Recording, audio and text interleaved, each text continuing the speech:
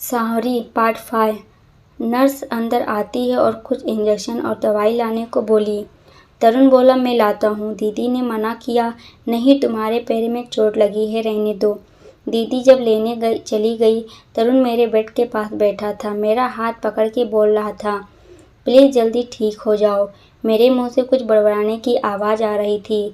खोलो दरवाज़ा, खोलो। तरुण घबरा गया और डॉक्टर को बुलाया। डॉक्टर ने नर्स से बोला, इनका बीपी चेक करो। सावरी सावरी, डॉक्टर ने आवाज़ दी। सावरी ने आँख खोली और घबराई नज़रों से बोली, मैं कहाँ हूँ? मैं तो कॉलेज में थी। तरुण को देख वो सहम गई। तुम अब क्या करने वाले हो? दीदी अंदर आई और मुझे देख गले लगा लिया। मैं बहुत ज़ोर ज़ोर से रोने लगी। दीदी ने चुप कराया। इंस्पेक्टर आते हैं। सावरी, तुम्हारा स्टेटमेंट लेना है।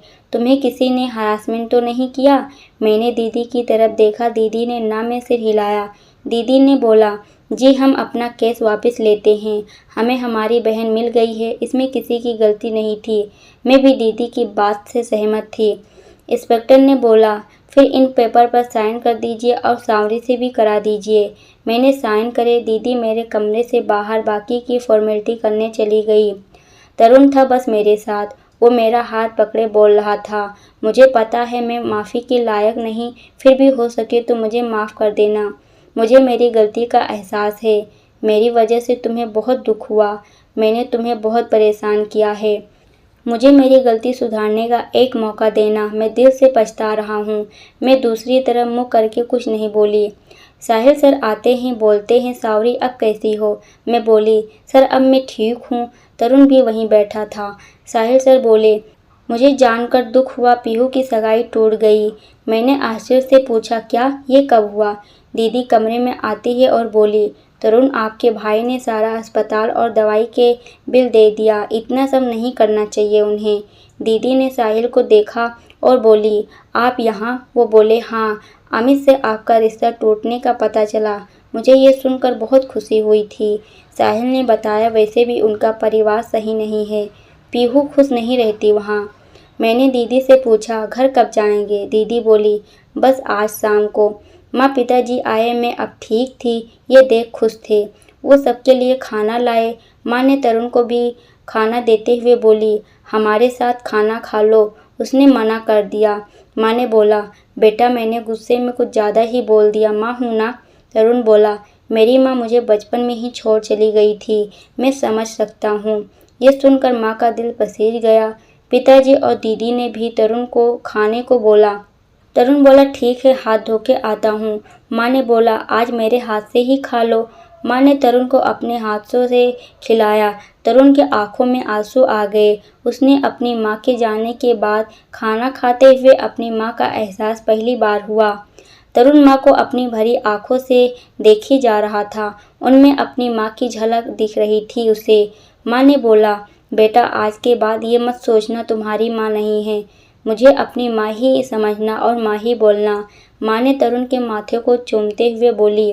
शाम हुई, अंकुश आए। हम सब घर जाने की तैयारी कर रहे थे।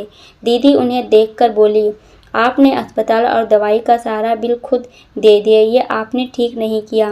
अंकुश बोले, ये मेरा फ़र्ज था। मेरे भाई की वजह से आप लोगों को कितना कुछ सहना पड़ा है, क्या मैं इतना भी नहीं कर सकता? मैंने उस दिन अंकुश को पहली बार देखा था।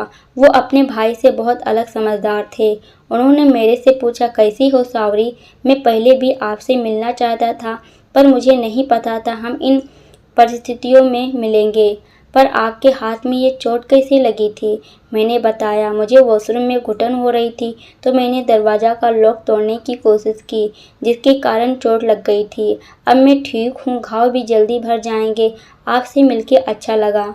हम सब निकल रहे थे। पिताजी बोले, मैं टैक्सी लेके आता हूँ। तभी अंकुश ने बोला, नहीं, आप लोगों को मैं अपनी कार से छोड़ दूँगा, प्लीज़ मना मत करना। तरुण, सामान कार में रख दो। तरुण, जो एक मिनट चुप नहीं रहता था, आज जैसे मुंह पर ताला लग गया, कुछ नहीं बोल रहा था। कहते हैं, जो काम डांट और गुस्सा सुधार नहीं सकता तो वो उसे प्यार कर देता है।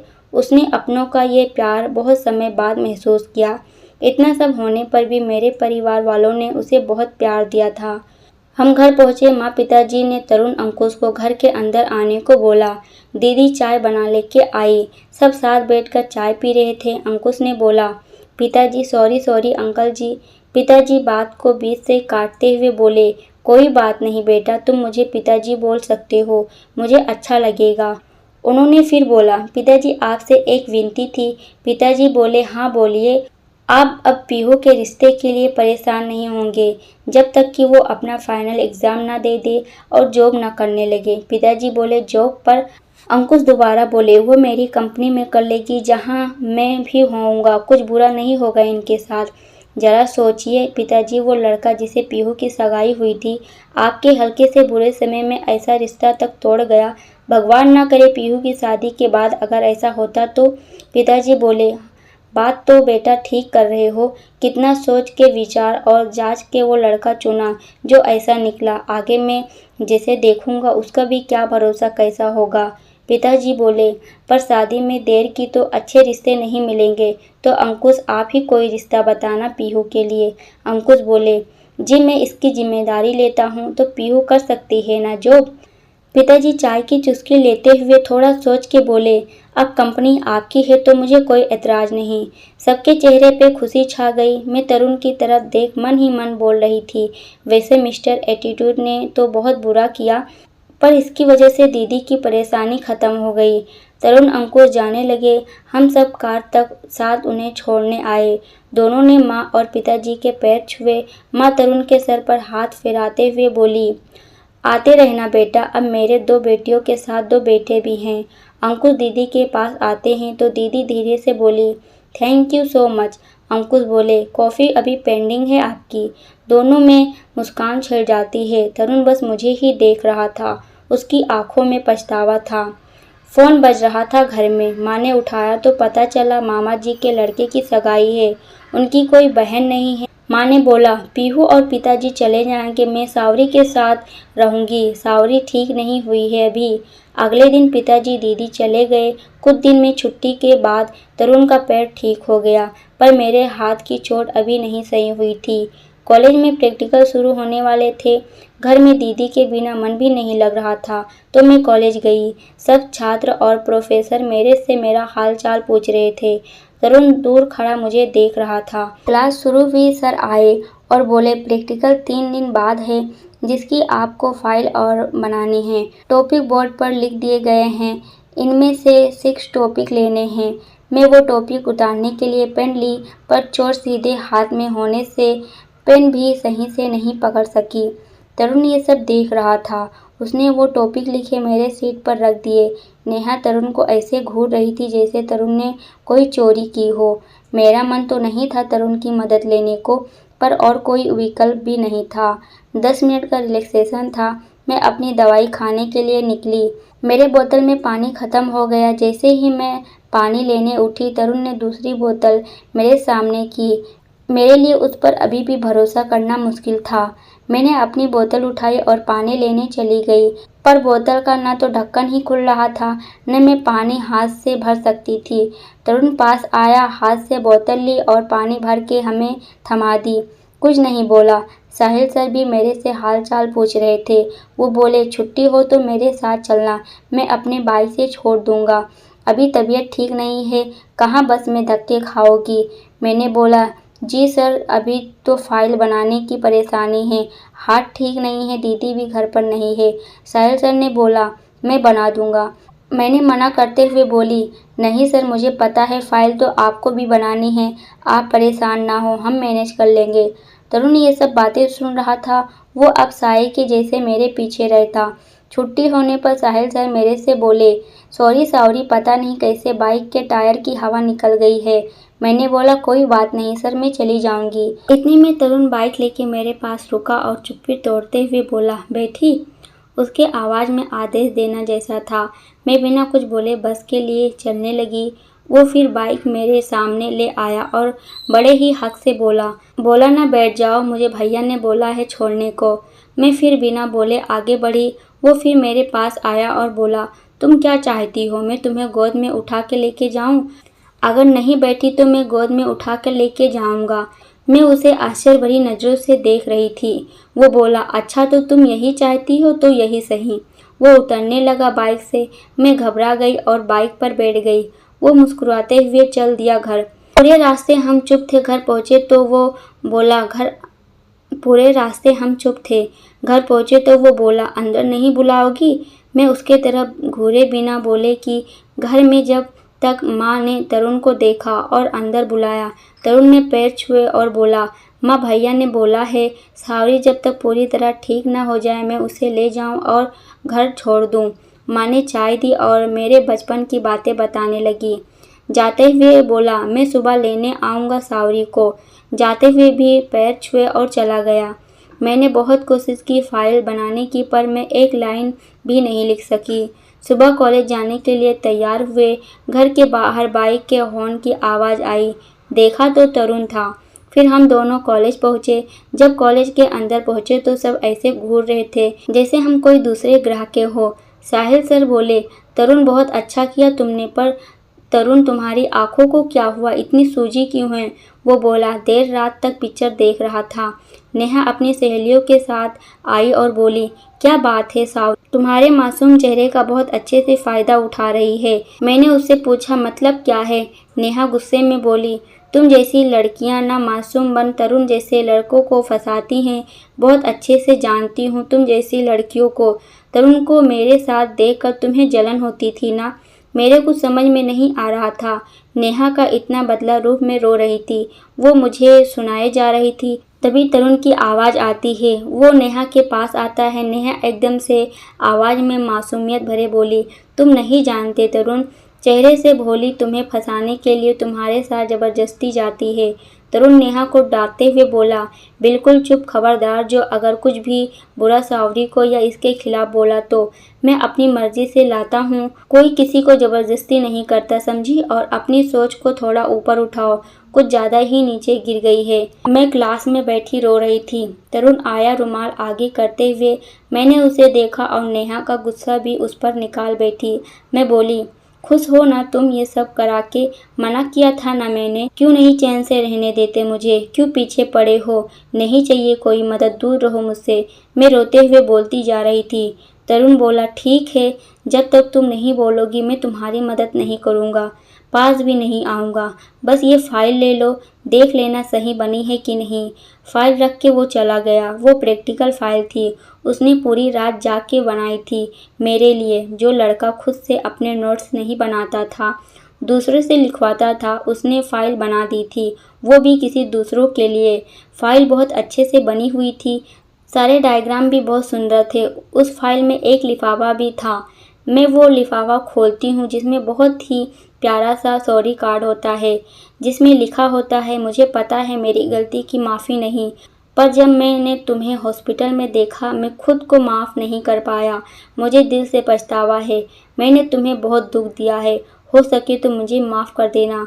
मैं तरुण के बदले रूप से स्तब्ध थी। मैं सोच रही थी तरुण अपने पछतावे के कारण मेरी इतनी मदद कर रहा है या फिर कोई चाल है।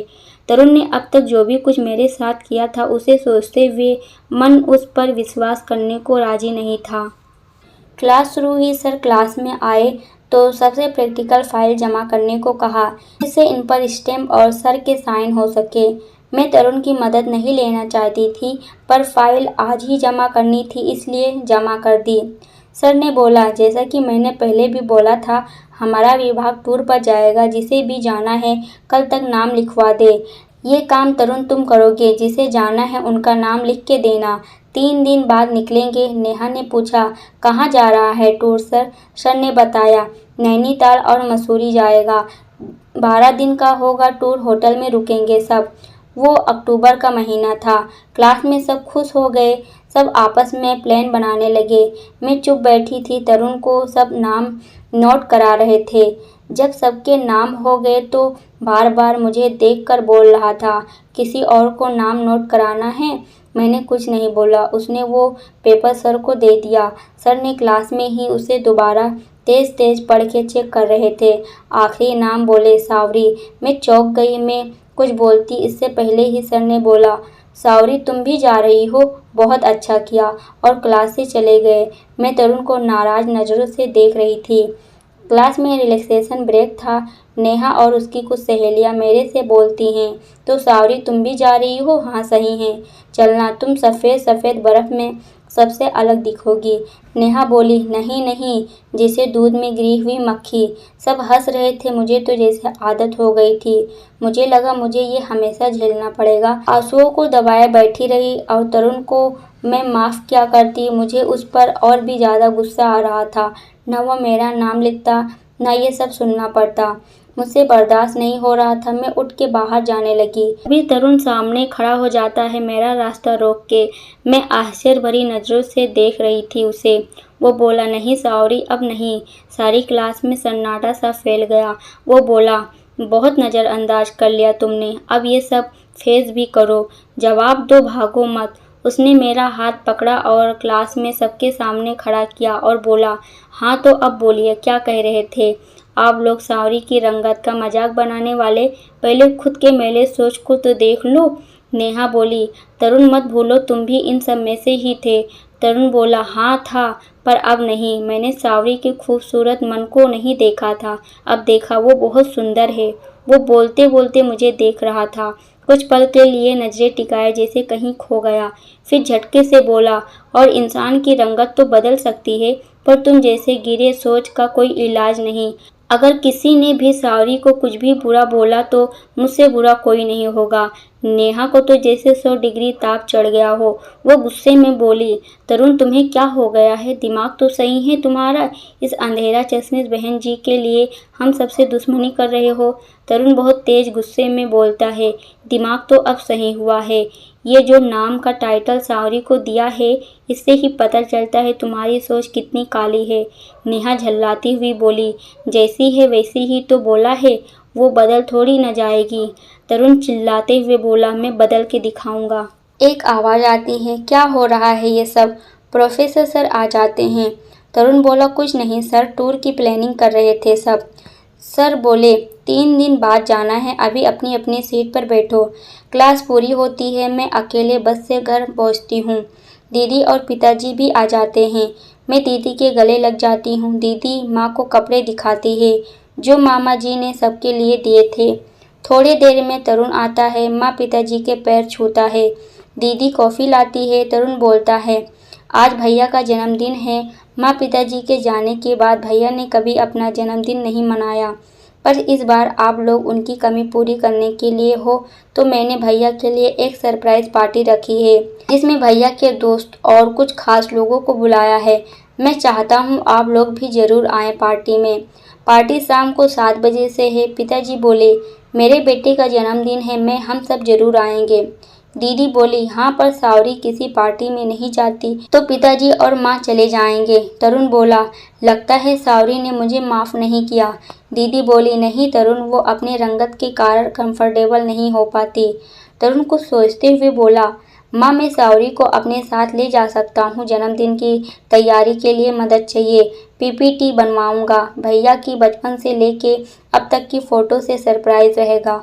सब चुप थे। तरुण फिर बोला, अगर मुझ पर विश्वास नहीं हो तो दीदी को साथ भेज दीजिए। पिताजी बोले, नहीं ऐसी कोई बात नहीं।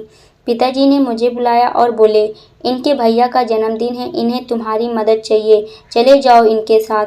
पिताजी के कहने से मुझे जाना पड़ा। तरुण जाते हुए बोला, आप सब लोग पार्टी में मिलिएगा, मैं सावरी के साथ वहीं मिलूंगा। दीदी बोली, पर सावरी, वो मैं देख लूँगा, आप ज़रूर आना। तरुण मुस्कुराते हुए बोला, शाम हुई। एक बड़े होटल में पार्टी थी। मेरा परिवार वहां पहुंच गया। दीदी ने तरुण को देखकर पूछा, सावरी कहाँ है? तरुण बोला, बस आने वाली है। तभी एक कार आके रुकती है जिससे गोल्डन गाउन पहने कोई उतरती है। सांवली अपने रंगत में भी अलग खूबसूरत थी। वो सीधे दीदी के पास आके दीदी के गले लगती है। दीदी बोलती है, छोटी ये तू है? इतनी सुंदर, चश्मा कहाँ है? मैं बोली, लेंस पहन रखे हैं। माँ भी बहुत खुश थी। तरुण को दीदी बहुत धन्यवाद करती है। मुझे कभी ऐसा पता ही नहीं था मैं कभी भी इतनी सुंदर दिखूंगी। थोड़े देर में बहुत प्यारा सा म्यूजिक बजता है। सामने से तरुण और अंकुश आते हैं। दोनों साथ में राम लक्ष्मण जैसे लग रहे थे।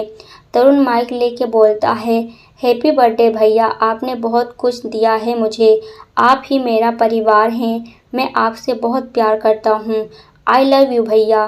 तभी बड़े से स्क्रीन पर वीडियो चलती है जिसमें तरुण अंकुश के शरारतें भरे बचपन के फ़ोटो होते हैं और बड़े होने तक उनके जीवन का आपसी प्यार। अंकुश की आंखों में आंसू आ जाता है। वो तरुण को गले लगा लेता है और सब जगह तालियां बजती है। दोनों भाइयों में बहुत प्यार था, ये उस दिन साफ दिख रहा था। अंकुश को सरप्राइज बहुत पसंद आया। दोस्तों, आगे की कहानी हम पार्ट 6 में पढ़ेंगे।